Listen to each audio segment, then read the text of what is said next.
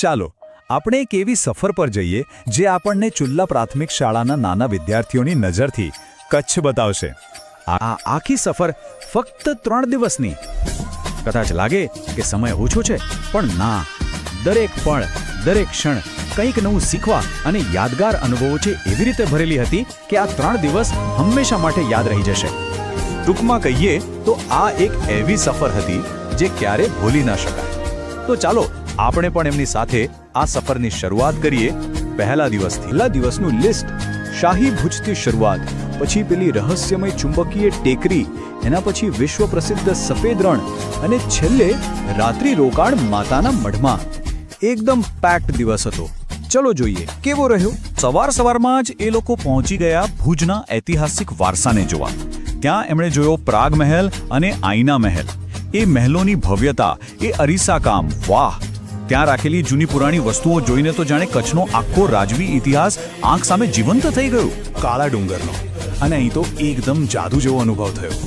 કોઈએ સાંભળ્યું છે કે કોઈ ટેકરી ગાડીને પોતાની તરફ ખેંચે.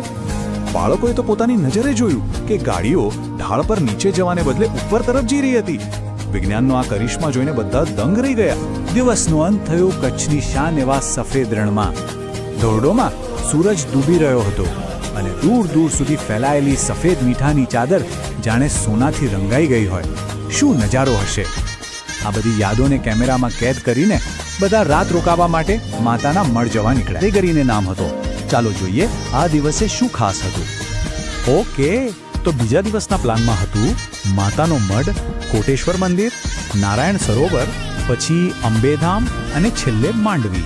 ત્રીજા દિવસની શરૂઆત થઈ માં આશાપુરાના દર્શન અને આશીર્વાદથી. એ પછી એ લોકો પહોંચ્યા કોટેશ્વર. ત્યાંનું વાતાવરણ જ અલગ હતું.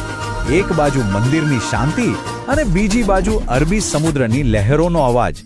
મનને એકદમ શાંતિ મળી જાય. અંબેધામમાં તો બાળકોએ કમાલની વસ્તુ જોઈ. વેસ્ટમાંથી બેસ્ટનું આનાથી સારું ઉદાહરણ બીજું શું આવી શકે. ત્યાં નકામી ફેંકી દીધેલી વસ્તુઓમાંથી આખો ગિરનાર પર્વત બનાવ્યો હતો. બસનું શેડ્યુલ કંઈક આવું હતું. સૌથી પહેલા માંડવી બીચ પર ધમાલ મસ્તી, પછી શ્યામજી કૃષ્ણ વર્મા મ્યુઝિયમમાં ઇતિહાસની વાતો, એ પછી મુન્દ્રા પોર્ટ પર એક નજર અને છેલ્લે અંજારમાં જેસલ તોરલ સમાધિના દર્શન. ત્રીજા દિવસની સવાર એટલે માંડવી બીચ પર ફૂલ ટુ મસ્તી. બાળકો તો દરિયાના ઠંડા ઠંડા મોજામાં ખૂબ રમ્યા, ઊંટ સવારીની મજા માણી અને હા, ઢગલા બંધ ફોટા પાડીને આ બધી યાદોને હંમેશા માટે સાચવી લીધી. બીચ પરની મજા પછી હવે થોડું શીખવાનો સમય હતો. બધા પહોંચ્યા શ્યામજી કૃષ્ણ વર્મા મ્યુઝિયમ. અહીં ભારતના એક એવા મહાન ક્રાંતિકારી વિશે જાણવા મળ્યું જેમણે દેશ માટે પોતાનું જીવન સમર્પિત કરી દીધું. આ અનુભવ બાળકો માટે ખૂબ જ પ્રેરણાદાયક રહ્યો. આગળનો સ્ટોપ હતું મુન્દ્રા પોર્ટ. અહીં બાળકોએ ભારતની આર્થિક તાકાત જોઈ. મોટા મોટા જહાજો, હજારો કન્ટેનર, આ બધું જોઈને સમજાયું કે દુનિયાભરમાં વ્યાપાર કેવી રીતે ચાલે છે. જોકે સુરક્ષાના કારણોસર બસમાંથી જ બધું જોવાનું હતું. ફોટા કે વિડીયોની પરવાનગી નહોતી, પણ એ નજારો પણ ઓછો પ્રભાવશાળી નહોતો. હવે ઘરે પાછા ફરવાનો સમય હતો. પણ એ પહેલા છેલ્લો સ્ટોપ હતો અંજાર. જેસલ તોરલની ઐતિહાસિક સમાધિના દર્શન કર્યા અને સાંજની આરતીમાં ભાગ લીધો. આ દિવ્ય અનુભવ સાથે આ સફરના ફરવાના ભાગનું એકદમ શાંતિપૂર્ણ સમાપન થયું. કોઈ પણ પ્રવાસની સૌથી મોટી કમાણી શું હોય છે?